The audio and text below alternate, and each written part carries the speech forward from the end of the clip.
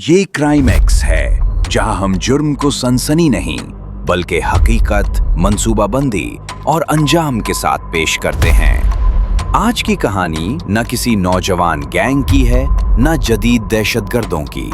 ये कहानी है चंद बूढ़े मगर तजुर्बाकार मुजरिमों की, जिन्होंने लंदन के दिल में सदी की सबसे बड़ी और खामोश डकैती अंजाम दी। हैटन गार्डन लंदन का वो इलाका है जो सदियों से जवाहरात, सोना और हीरे की तिजारत का मरकज है। यहाँ दुनिया के कीमती तरीन हीरे रखे जाते हैं। अंडरग्राउंड वॉल्ट्स मौजूद हैं, जदीद तरीन सिक्योरिटी सिस्टम्स नस्ब हैं। इसी इलाके में मौजूद था हैटन गार्डन सेफ डिपॉजिट लिमिटेड, जिसे नाकाबिले तस्खीर समझा जाता था। साल 2015, जगह हैटन गार्डन, लंदन।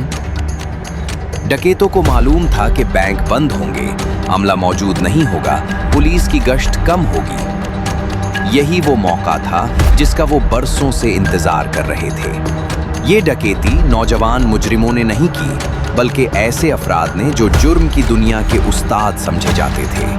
ब्रेन रीडर, उम्र तकरीबन 67 साल, किरदार मास्टरमाइंड, साबका बैंक डकैत, कई साल जेल काट चुका था, सिक्योरिटी सिस्टम्स का माहिर। यही वो दिमाग था जिसने पूरा मंसूबा बनाया। टेरी प्रेकिंस, उम्र 67 साल, तजुर्बाकार, क्रिमिनल टूल्स और ड्रिलिंग में महारत, सख्त मिजाज और खुदसर। यही शख्स ज्यादातर तकनीकी काम अंजाम दे रहा था। जॉन केनी, उम्र 58 साल, इलेक्ट्रिकल और अलार्म सिस्टम का माहिर, अंदरूनी सिक्योरिटी को गैर मुअस्सिर बनाने में अहम किरदार। डेनी जोन्स, उम्र 58 साल, राब्ते और लॉजिस्टिक्स, माल ठिकाने लगाने में माहिर।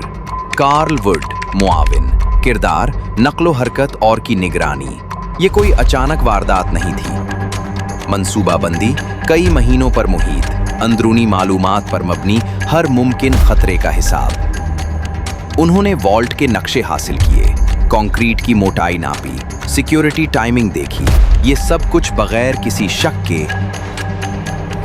ये लोग इमारत में दाखिल हुए, लिफ्ट शाफ्ट इस्तेमाल किया, सिक्योरिटी दरवाजे खोले, अलार्म वक्ती तौर पर गैर मुअस्सिर किया।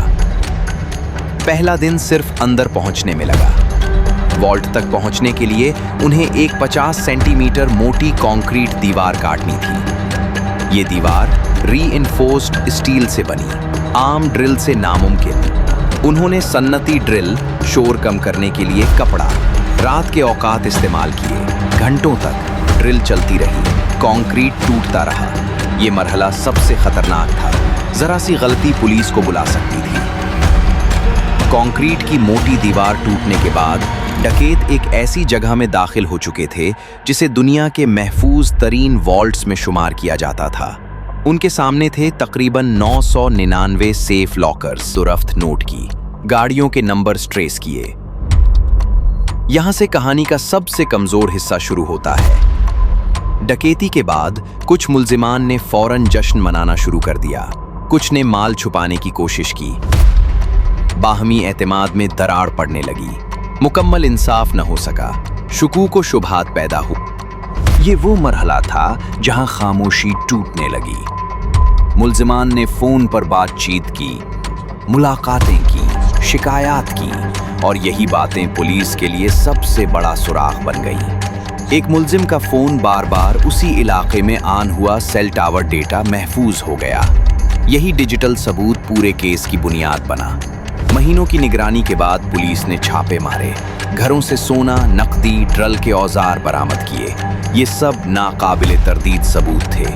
अदालत में उम्र का लिहाज नहीं रखा गया, जुर्म की संगीनी को देखा गया। सजाएं 6 से 7 साल कैद, कुछ मुल्जिमान को बाद में मजीद सजा, लेकिन लौटा गया बड़ा हिस्सा आज तक लापता है। हमें ये सिखाती है कि बेहतरीन मंसूबा भी इंसान की गलतियों से नाकाम हो सकता है। जुर्म के बाद की लापरवाही असल दुश्मन बन जाती है। खामोशी जुर्म की ताकत है, मगर गुरूर उसकी कमजोरी। ये क्राइम एक्स था, और ये थी वो कहानी जहां जुर्म वॉल्ट तक तो कामयाब रहा, मगर खामोशी तक नहीं। क्राइम एक्स, क्योंकि हर जुर्म आखिरकार अपनी कहानी खुद सुना देता है।